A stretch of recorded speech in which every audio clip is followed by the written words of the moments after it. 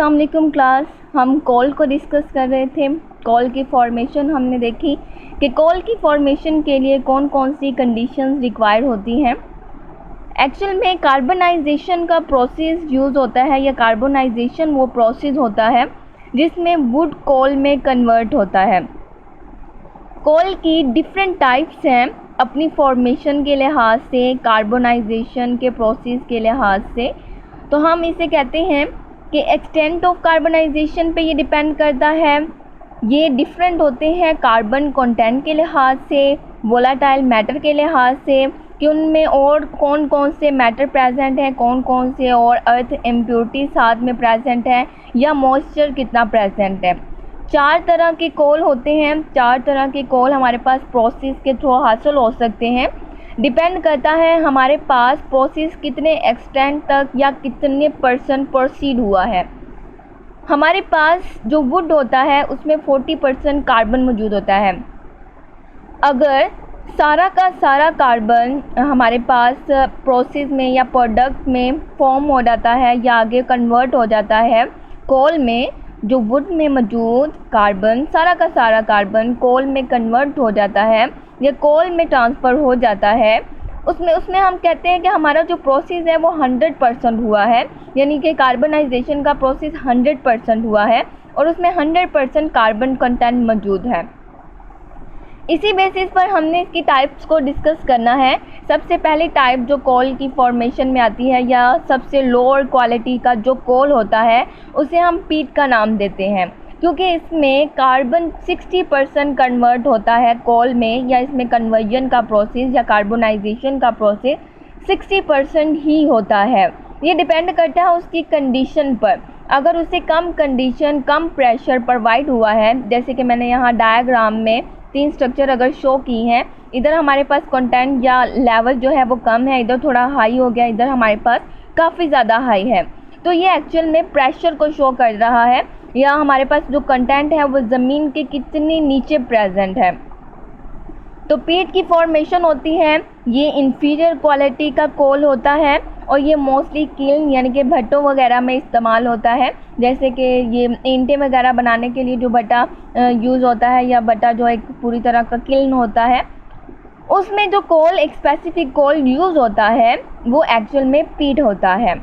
Clear. Then हम देखते हैं लिग्नाइट की तरफ आते हैं। अगर हमारे पास कंडीशन और ज़्यादा स्ट्रोंगर हो जाती हैं, प्रेशर और ज़्यादा हो जाता है, तो कार्बनाइजेशन का प्रोसेस ज़्यादा हो जाता है, कार्बन कंटेंट ज़्यादा ट्रांसफ़र होता है कॉल में। तो ऐसा कॉल जिसमें 70% कार्बन कंटेंट मौजूद होता है उसे हम लिग्नाइट का नाम देते हैं। ये भी एक तरह का कॉल है, लेकिन इस स्पेसिफिक कॉल को हम लिग्नाइट का नाम देते हैं इसकी कंपोजिशन के लिहाज से कि इसमें 70% कार्बन कंटेंट यानी कार्बन की कंपोजिशन मौजूद होती है। ये बनिस्बत पीट के सॉफ्ट कॉल होता है, मोस्टली थर्मल पावर स्टेशन में यूज़ होता है, यानी ऐसा प्रोसेस जिसमें हम बिजली प्रोड्यूस करते हैं, हीट के थ्रू, हीट को यूज़ करते हुए हम बिजली बनाते हैं, उसे हम थर्मल पावर स्टेशन या थर्मल प्रोसेस जो यूज़ होता है उसमें कोल को यूज़ करते हैं हीट प्रोड्यूस करने के लिए। हीट इलेक्ट्रिसिटी में कन्वर्ट हो रही है, वो हीट प्रोड्यूस करने के लिए कोल को यूज़ किया जाता है और वो कोल कौन सा है? लिग्नाइट। देन हम आहिस्ता आहिस्ता इसकी हाई क्वालिटी की तरफ मूव करते हैं। नेक्स्ट हमारे पास जो थर्ड टाइप है उसे हम बाइट्यूमिनस का नाम देते हैं। अगर आप डायग्राम में देखें तो हमारे पास ये बिल्कुल अर्थ क्रस्ट के बहुत ज़्यादा लोअर पोर्शन पर मौजूद है। इसमें डिफरेंट तरह के यहाँ थोड़े पत्थर या मटेरियल और तरह का मटेरियल, क्रस्ट, इम्प्योरिटीज़, बहुत सी चीज़ें इसके ऊपर मौजूद होती हैं जो इसके ऊपर प्रेशर अप्लाई कर रहे होते हैं और इस एरिया में टेम्परेचर भी बहुत ज़्यादा होता है।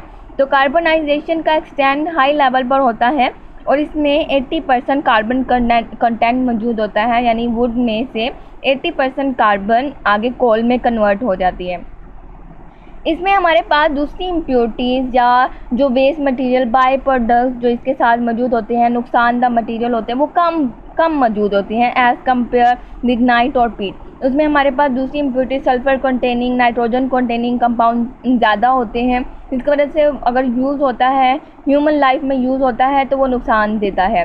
लेकिन अगर हम बाइट्यूमिनस की बात करते हैं, इसमें वो वाली चीज़ें, वो इम्प्योरिटीज़ कम होती हैं, इसलिए हम इसे हाउस होल्ड, जैसे कि अगर बारबेक्यू बनाने हैं तो उसकी जो हम कोयला यूज़ करते हैं, ख़ास टाइप का कोयला यूज़ करते हैं, वो बाइट्यूमिनस होता है, वो लिमिटेड रेंज में होता है, वो ह्यूमन लाइफ पर इतना ज़्यादा असरअंदाज नहीं होता बनिस्बत अगर ये दूसरी कोल को यूज़ किया जाता है। कॉमन वैरायटी है, इजीली अवेलेबल होती है, मोस्टली यही ही हम यूज़ करते हैं, अवेल करते हैं। ये हाउस होल्ड कोल है, हाउस होल्ड पर्पज़ के लिए इसको हम यूज़ करते हैं।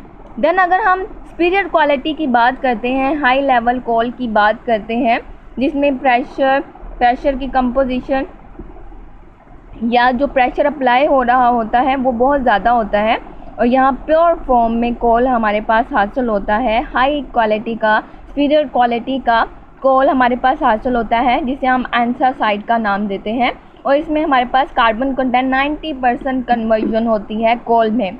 100% मोस्टली ये नहीं होता, क्योंकि हमारे पास कोल के साथ और भी दूसरे कंपाउंड की फॉर्मेशन हो रही होती है। सिर्फ कोल ही नहीं बनता, बल्कि उसके साथ दूसरे कंपाउंड की फॉर्मेशन भी हो रही होती है जब ये प्रोसेस डिकम्पोजिशन का प्रोसेस या कार्बोनाइजेशन का प्रोसेस होता है। तो एक लिमिट हमारे पास जो है वो 90% की है कि एंथ्रासाइट वो कोल है, वो हाई क्वालिटी कोल है जिसमें 90% कार्बन कंटेंट मौजूद होता है। ये हार्ड कोल है, हम इसे मोस्टली इंडस्ट्री में यूज़ करते हैं। इंडस्ट्री में इंजन वगैरह को स्टार्ट करने के लिए, डिफरेंट मशीनरी के लिए, हीट प्रोड्यूस करने के लिए एज अ फ्यूल हम इसको यूज़ करते हैं। देन हमारे पास कोल की बात की जाए तो कोल को मज़ीद प्यूरीफाई किया जाता है, या इसमें मौजूद, जैसे बात है, हमने जब कोल को डिफ़ाइन किया था, हमने ये कहा था कि ये मिक्सचर है, ये एक सिंपल कंपाउंड नहीं है, सिंगल कंपाउंड नहीं है, बल्कि ये मिक्सचर है। तो इस मिक्सचर में से वो यूज़फुल कंपाउंड को रिमूव आउट करने के लिए या उन्हें मज़ीद यूज़फुल बनाने के लिए, डेली लाइफ में इस्तेमाल करने के लिए, हम उसके कंटेंट को, उसके वो कंपाउंड को सेपरेट आउट करते हैं एक प्रोसेस के थ्रू, जिसे हम कहते हैं डिस्ट्रक्टिव डिस्टिलेशन।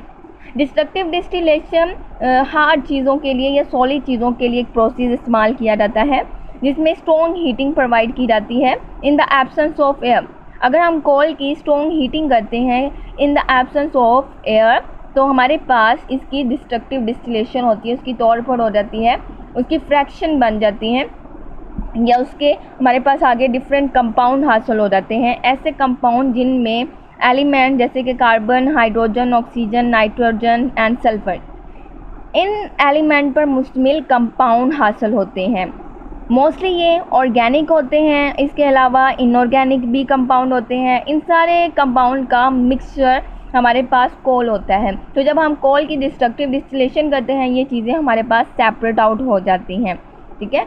अगर हम एयर प्रोवाइड करते हैं, कोल को एयर प्रोवाइड करते हैं, तो वो तो बर्न हो जाएगा। हमारे पास वो सिर्फ एक हीटिंग प्रोसेस के थ्रू हीटिंग पर्पस के लिए इस्तेमाल होगा, ना कि उससे हमने जो आगे कंपाउंड हासिल करने हैं वो नहीं हासिल हो पाएंगे।